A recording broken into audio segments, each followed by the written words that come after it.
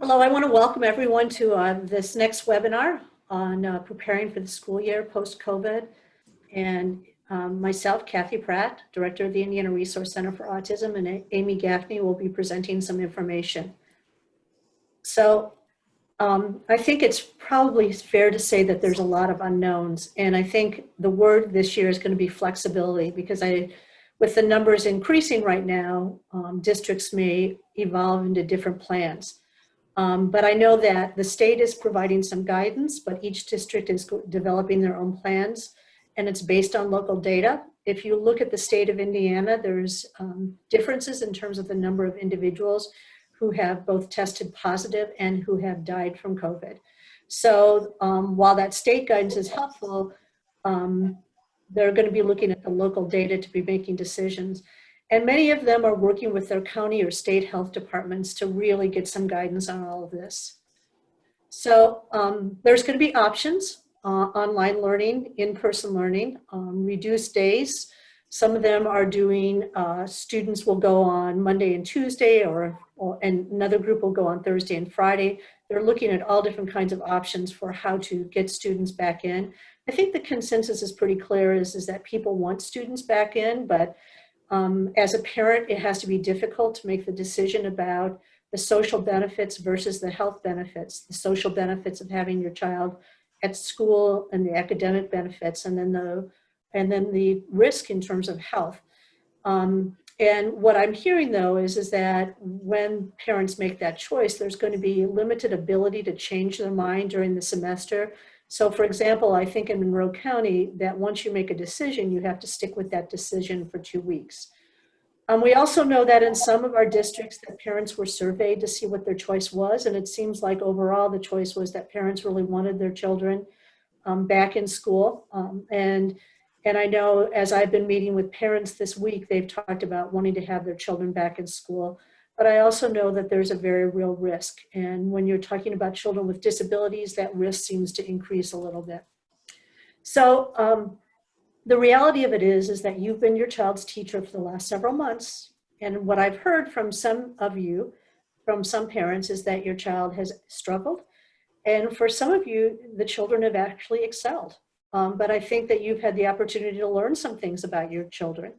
And so on our website, we have a article about heading back to school after COVID, because I think, my hope is that we don't lose more academic time for kids or more time for students.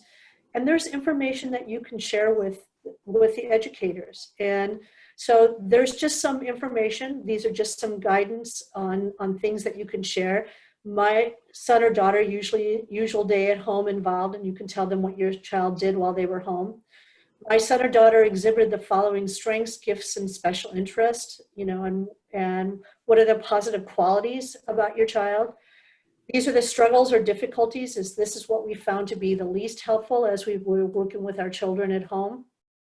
You can provide information about what strategies worked best, and as you worked with your child, and also those that helped the least.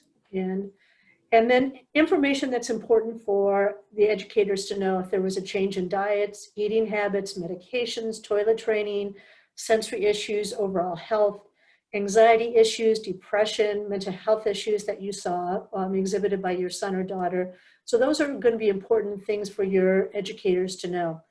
My child communicated in the following ways: communication devices such as an iPad, sign language, gestures. Discuss what's been helpful and what's not been helpful, because you've gotten to see this in real time, how your child has been able to use these various means for communication. My son or daughter learned new skills since March and what those skills were, and then also express your concern about the skills that you think your child has lost since March. My son or daughter received services from these professionals outside the school district: counselors, ABA providers, speech therapists, whoever it is that they receive some support through the summer. My child is most anxious or worried about when returning to school. And I would also add, you should probably tell educators what you're most worried about as your son or daughter returns to school.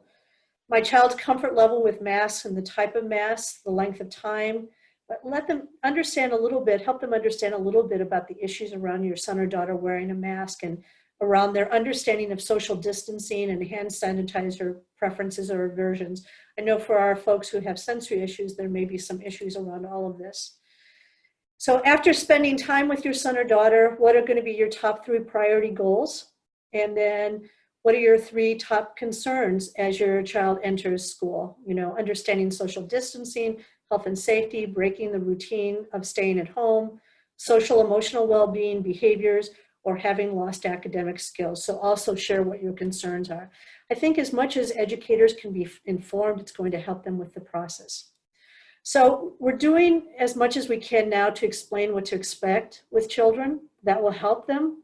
And I think what you have to know is how much you need to explain to your child. We know that for many of our folks, that preparation is really helpful.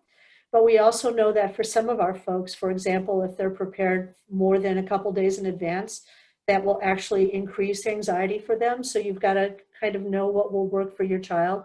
And I think it's hard because I know at the same time that we're not all sure about what's going to happen. But I think that as much information as we can give to our folks, that will help them with anxiety. So preparing your child for social distancing, and Amy's going to be giving you some visual support examples. We're looking at arrangements of classrooms. The reality of it is that the arrangement of the classrooms is probably going to be different.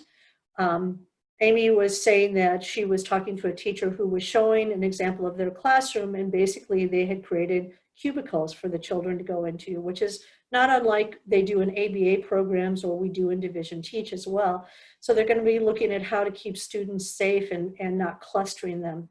Using hand sanitizer during the day, and I'm sure that in most of the classrooms and in most places there will be hand sanitizer that is available. And then the wearing a mask. And I know that the wearing a mask is going to be an issue for some of our folks. I know that wearing a mask has become, unfortunately, and I'll just say it has become a political issue for many people. In my mind, I am not concerned. I'm not looking at the politics of this or whatever else people are choosing. I'm looking at the public health issues around it. And it's pretty clear if you look at the public health literature that, that masks are helpful. You know, there may be new recess options, if any recess. There may be new lunch options. Eating in the classroom, it may be that the traditional lunch options are not going to be available for kids. There's going to be a discouragement of touching other students. I know I went to my grandson's baseball game last night, and after the game is done, they all get in a line and they slap each other's hands. And this time what they did is that they were all told to keep their mitts on, and they just touched a mitts as they were going down the line.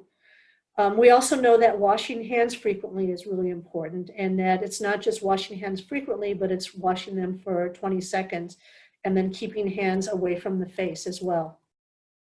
So what I will say to you is start early and desensitize, especially as you're looking at children using hand sanitizer or wearing a mask. It's going to be really important to start desensitizing them to that. Help to prepare your child instead of giving them maybe giving them a calendar and marking the days. Know how many days in advance you need to prepare your child. Practice wearing masks, washing hands, using hand sanitizers, coughing into your elbow, and social distancing. Practice getting up in the morning. There's going to be a new routine. And I'm hearing from some families that their child has become very used to being at home, and it's going to be hard for them to leave the home. I'm hearing from other families that because the child hasn't been in school, that the traditional routine of a bedtime has kind of gone out the window. And so we're going to have to practice the child getting to bed at a certain time and getting up in the morning. And we're probably going to have to look at creating new rules for this new normal. Again, not knowing what this is going to be. So Amy is going to talk about visual supports, which we know is how many of our children really learn, and they benefit from visual supports. Thanks, Kathy. So visual supports are a great thing to use with kids with autism, but all kids and all adults even can benefit from the use of visual supports because they're going to show the expectations for whether it be an activity or just one of the rules that's in the class. Now, by pairing that rule with a visual, it can be a quick reference, and it can help the children understand, comprehend what that expectation is.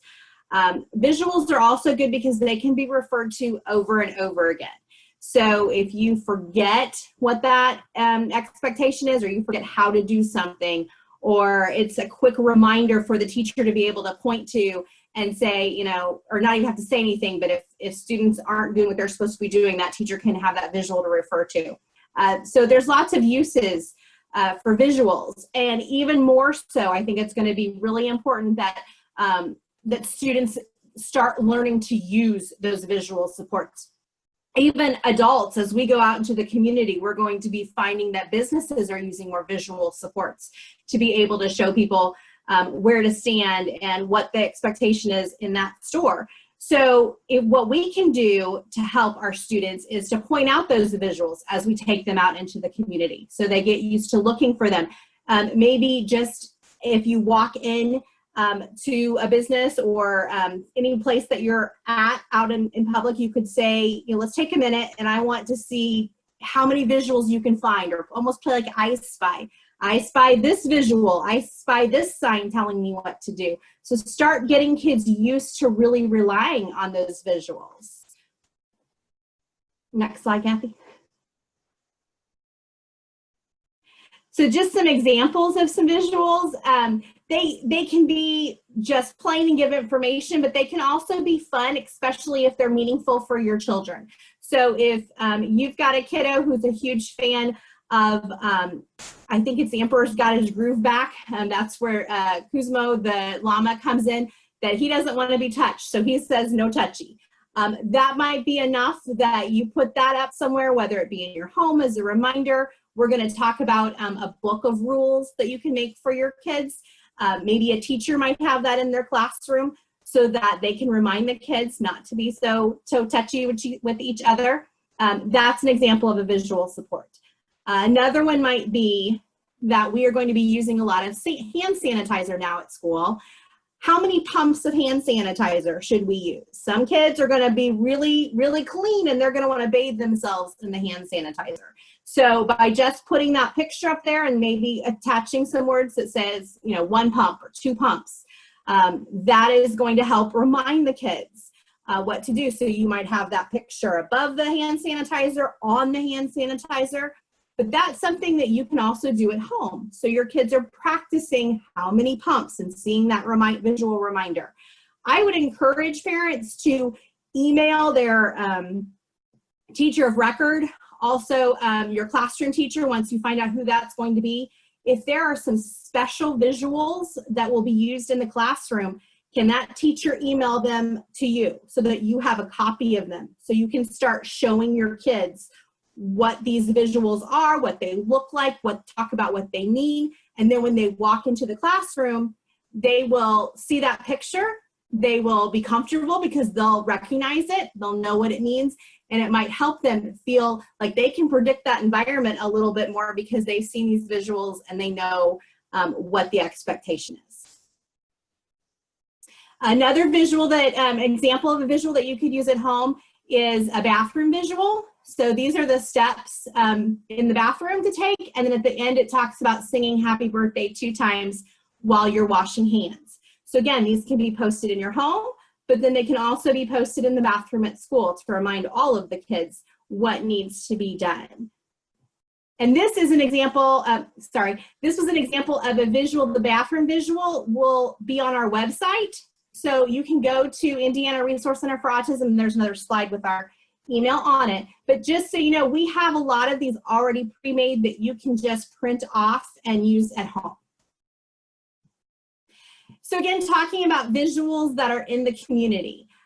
These are just 2 other examples of ones that when I was out, I saw. The green squares at Subway show you where to stand. So I have a feeling when you walk into a lot of schools now in the fall, we are going to start seeing a lot of footprints and circles or squares on the floor that are socially distanced apart. And so kids need to get used to practicing that. This is where I stand if I see a square that's on the floor. Another example is the exit sign. I know a lot of times we are trying now to regulate traffic, so enter and exit. Before, maybe it didn't matter, but when you get into schools, with the cafeteria, it might be this is the door you enter, this is the door you exit. So we want kids to be a little bit more aware of these enter and exit signs. Another strategy that is really great to use with kids with autism and other students who need a little bit more explanation about a social situation or expectations. These are called social narratives. Sometimes they're referred to as social stories. They can be written at various levels of understanding. You can use lots of pictures. You can use no pictures at all. Again, they can be read over and over again. The really important part about the strategies for these kids that we're talking about today is that they're things that the kids can go back and reference. So if they're uncomfortable about something or they forget the rule or you need to spend a little bit more time practicing something, you've got that information in front of them and they can reread it and you can refer to it. Some kids I've seen, they might have a book of their social narratives, and some of the kids just like to read them just like they would a storybook or something. Usually they're written in first person. The story tells the person what they can do, what others will do, what that expectation is, and how people will react. So you want to keep them positive when you write them, but you can also say, it is not a good idea to do this, or I should not do this. Instead, I should do this and people will be really happy, or they'll feel comfortable around me. My teachers will be proud of me. And so if you need any help writing a social narrative, talk to your classroom teachers, talk to your teacher of records. You can email us at IRCA and we'll be happy to help support you with that. We have multiple social narratives that we have on our website that they are Word documents, so you can print them off and then personalize them for your child. And there's an example of that on the next slide. So for this one, it's actually about school being on the computer, because we know some kids are not going to be walking back into their traditional classroom. They are going to be doing school at home. So school on the computer, we first explained why we needed to do school on the computer. Kids can't go to their classrooms right now because we don't want to spread germs. You might want to change that to say, you know, I can't go to school, or I am not going to go to school right now because I don't want to get sick. So I am staying home to stay healthy, whatever is appropriate for your child. But however, it goes on to say, we still need to learn, and I'm going to use my computer at home to learn. Then we talk about what that looks like. My teacher will give me work on the computer. I might watch a video. I might answer some questions. This is the way I'm going to do my work or turn in my work. I added a few pictures. We might do it on the iPad. We might look at a video on the TV. We might sit in front of our computer at our desk. And then we go on to say, you know, I might think this is funny or weird. How does it feel to me? I might feel uncomfortable, but it'll be okay. It's good for me to talk to my teachers and friends on the computer. And then I like to always give kids what the next step might be. So we give them hope that maybe they will get back to their classroom sometime if they're uncomfortable about being at home. And this story says, I can do this until it's safe to go back to my school building and classroom. So this is kind of the complete package about why I'm going to be at school or why I'm going to do school at home. How does that look? And then what will happen how will I know I'm finished doing school at home? And when will I get to go back to school with my friends? This is just one example of the many social narratives that we have available. Another resource that I have discovered recently, and I'm just falling more and more in love with it, for young kids, but again, it's more about the comprehension level. So what's appropriate for your child? Don't worry about if they are in elementary school or they're in high school. It's what works for them. But this is called Autism Little Learners. They are a group that has a account, if you will, on Teachers Pay Teachers. And they have many of their little social narrative stories for free right now. So this is just the first page of it, called Putting a Mask on My Toys. It's a great way to practice wearing masks. What I love about this story is there are little pages after the story that you can use to cut out and maybe have little puppets to practice putting that mask on and off of the pictures. Then they also included some coloring pages of kids with masks on and being out in the community. So I really, really like their products. They're ready to go. They're ready to be printed off. Like I said, many of them are free for you if you can just get onto Teachers Pay Teachers and print them off. So again, we have visual supports that are in Word document form, because the most important thing about the social narratives is that they are personalized for your child. So don't give kids information that isn't going to be meaningful to them. They don't need anything extra. So we want to make sure that everything is exactly the way it's going to be meaningful to them. So that's why we have switched some of our things to a Word document format instead of just having a PDA or a picture. But you can get onto our website, look under resources, and there are actually 2 files that you're going to want to go to. One of them says COVID-19 visuals and social narratives, and the other says visual supports. And so between those 2 files, I think you should be able to find at least a starting point and use them as examples so that you can either create some things for your children, or you can have an idea about maybe some ideas for what you are wanting. And if you need help, don't hesitate to reach out and email us. So another, probably the biggest, I think, issue for school kids right now is the mask situation. And that is really challenging for a lot of people, children and adults.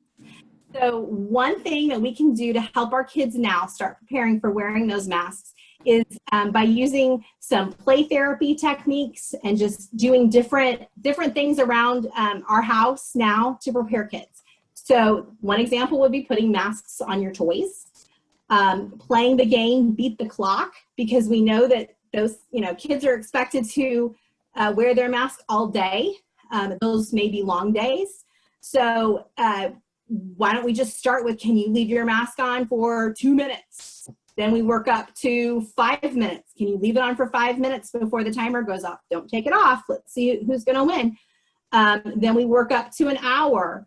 However much you feel like your child can tolerate. But also, if you practice now, then you can tell your teachers, and you can tell your teacher of record, we've been practicing at home. We've gotten to, he can wear it for an hour. He wore it for an hour as we went to this place and stayed there for an hour and came back. But beyond that, it's been a real struggle. So at least they know where you're starting and where they can then help support once he gets to school. But we've got to at least try it, because if we all know, if we put the mask on the first day of school, we're going to have a lot of challenges ahead of us. Another idea is to wear a mask while playing a game or watching TV, because the point is we're supposed to be doing our school activities, and hopefully that might keep our mind off of that mask all the time. So make sure your kids are doing things while they have it on. That will help them actually be able to tolerate it more if we kind of forget that it's there. Another fun thing to do, decorating masks. I let my daughter choose what pictures she wanted to have us put on our mask. And so we've used like the heat transfer vinyl, and we put a little Mickey and Minnie on her mask, because those are some of her favorite characters. I know there's lots and lots of great options now for using special interests and characters, sometimes special sayings, whatever you will enjoy, just to make it a little bit more pleasant to wear that mask. And then also start with the mask just being under your child's chin if you're working on tolerating it, and then slowly work it up. So, maybe for the first, for the next week, they can just tolerate it and pull it down under their chin. And then there's some incentive put in place where, maybe we could pull it up over our mouth for a little bit, and then eventually get full up to our nose. That's another way to practice. So again, practicing through play, putting those masks on your toys. The other important thing is that right now this looks really strange to us to see all these people and all of our toys in masks. And it's going to be really strange when I walk into my classroom to sit there and see all these people in my school in masks, because we don't normally do that. So if you can have your toys sitting around the house with masks on, that might help your kids start to feel more comfortable. It's just part of life right now. It's part of our dress code. So that's one way to kind of help them be sensitized to that a little bit. The other thing I wanted to point out is we can start looking for more and more toys, I think, that are coming out. I believe this Doc McStuffins toy is not scheduled to come out till about October, but again, it's a toy with a mask, and she's going to sing a 20-second hand washing song to help kids remember how long. We have it for toothbrushes. I know those toothbrushes play music for how long you're supposed to brush your teeth. Now we're going to have dolls help us with how long to wash our hands. And then playing through new school routines with your toys. So maybe set up the toys, kind of find out, ask, if you don't know what the new school routines are, email those teachers, email your teacher of record, email, you know, anybody that you know of at the school who might be able to get some information to you right now. I know a lot of our autism leaders are really want to help everyone. And so if you can reach out to them now and ask them, you know, what could we practice? What's going to happen in our school? We can, you know, walk our dolls through different routines, use those Barbie dolls and play through maybe how the classroom will be laid out, and set out the dolls in different spaces, have the dolls practice social distancing, set up arrows in the backyard, because we know we're going to really work on walking on the right side of the hallway now, especially during passing periods. We've got to be more thoughtful of that. So maybe there'll be arrows on the floor. A lot of times, this is going to be one of the teacher's favorite tools, if you can see it. This is masking tape. It's painter's tape. But blocking off spaces so to keep kids socially distanced is going to be really important. So get the kids used to seeing the tape and following the directions of that tape. Another idea would be put food coloring drops on your table outside and have kids learn to wash them off and keep washing until the food coloring is gone, so they know that that surface is clean. And then using hula hoops, and I've seen people using pool noodles. There was a picture on Facebook of kids who had hats that had the like long pool noodles or something sticking out from them. But the whole idea is we have spent a lot of time teaching kids about personal space and learning what does it feel like when you're too close to that person. Well, now we've just added 6 more feet, and that's going to be really hard to get that sense of, am I too close to someone? I need to step away more. So we really want to start teaching kids to feel what socially distancing is from someone. We have we've increased our personal space bubble quite a bit, and we need kids to practice that. And then the last thing I wanted to encourage you to do is to make a My School book. This would just be a scrapbook, if you will, or it could just be you can use a scrapbook, you can use just a notebook of any kind, you can use a 3-ring binder.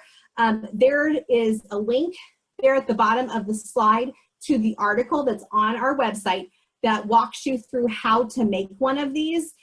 This would be if I was returning to school, to the classroom. There's a picture of the school on my first page. Then there's a picture of my door.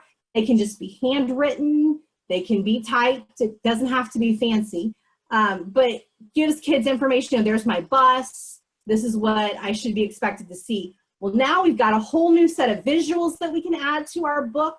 We've got a whole new set of social narratives that I can put in my book. We've got pictures of teachers listing out routines step by step. If you're going to be doing anything at home, you might want to add your username and login, so all that information is contained in one book, so you can look for it. Any helpful supports that would be good for your child.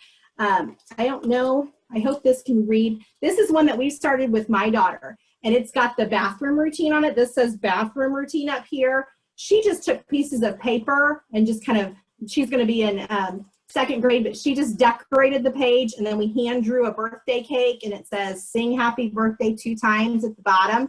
And then I printed this off from our website. This is the bathroom routine, just so that when we talk through all of her new things, she's seeing them right there in the book that I can refer to. So what's on the next slide? So I'm going to turn it back over to Cathy. But again, if you need help coming up with any of these ideas or anything, don't hesitate to email us. Yeah, the IRCA staff is here to help you out. And if you all have questions, there's an area that you can ask questions. You can ask them anonymously or just enter them with your name in it. And we'll stay on this Zoom call for a little while longer and answer any questions you may have.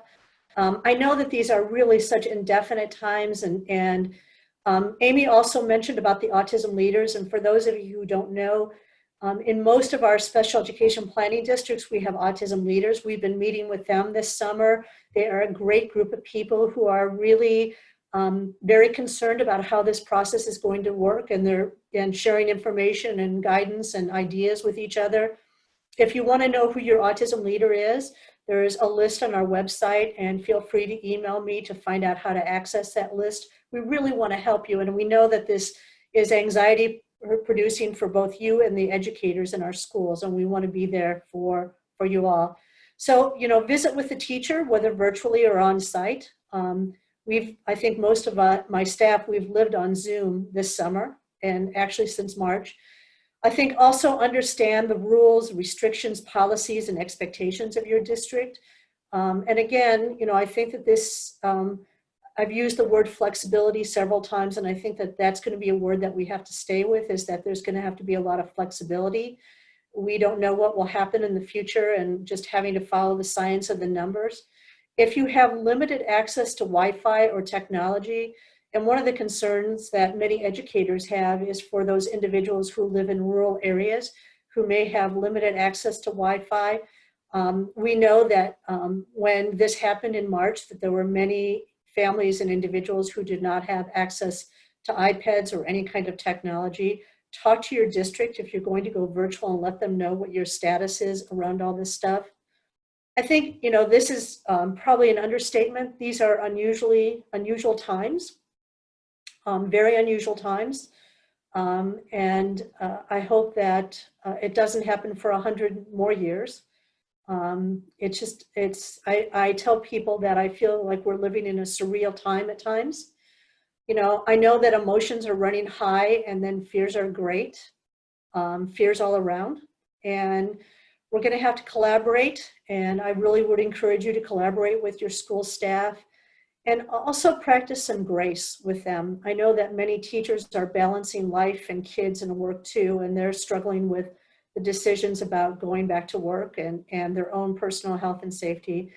And I think, we have to take an approach that we're all in this together, and look at it in terms of everybody wants what's best for these children, not just now, but in the future as well. One of the other things, and I just want to bring this up, we didn't put this in the slides, but this is a question that I've been getting lately, is about doing assessments of educational evaluations in schools. And there are some tests that require people to be working directly with kids. And I know, as I've been talking to clinical programs around the state, and then school district folks as well, there's just going to be some limitations that we all have until we can actually be together again. And so really kind of negotiate these things with folks. I am not hearing from anybody that they want to hinder anything for children. They just want to make sure that whatever we're doing is keeping everybody safe and healthy.